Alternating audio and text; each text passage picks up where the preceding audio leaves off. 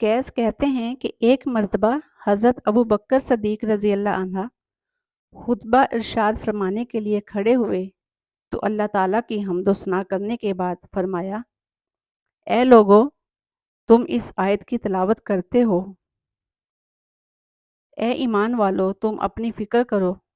اگر تم راہ راست پر ہو تو کوئی گمراہ شخص تمہیں نقصان نہیں پہنچا سکتا۔ ہم نے نبی صلی اللہ علیہ وآلہ وسلم کو یہ فرماتے ہوئے سنا ہے کہ جب لوگ گناہ کا کام کرتے ہوئے دیکھیں اور اسے بدلنے کی کوشش نہ کریں تو ان قریب ان سب کو اللہ کا عذاب گھیر لے گا۔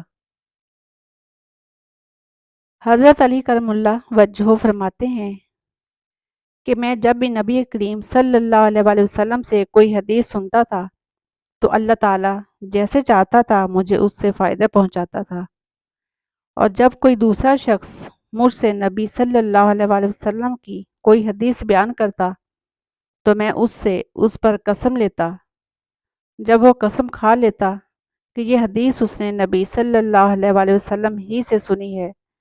تب کہیں جا کر میں اس کی بات کو سچا تسلیم کرتا تھا۔ مجھ سے حضرت ابو بکر صدیق رضی اللہ عنہ نے یہ حدیث بیان کی ہے، اور وہ یہ حدیث بیان کرنے میں سچے ہیں کہ انہوں نے جناب رسول اللہ صلی اللہ علیہ وآلہ وسلم کو یہ فرماتے ہوئے سنا ہے کہ جو آدمی کوئی گناہ کر بیٹھے، پھر وضو کرے اور خوب اچھی طرح کرے، اس کے بعد 2 رکعت نماز پڑھے اور اللہ سے اپنے اس گناہ کی معافی مانگے تو اللہ تعالیٰ اس کے گناہ کو یقیناً معاف فرما دے گا۔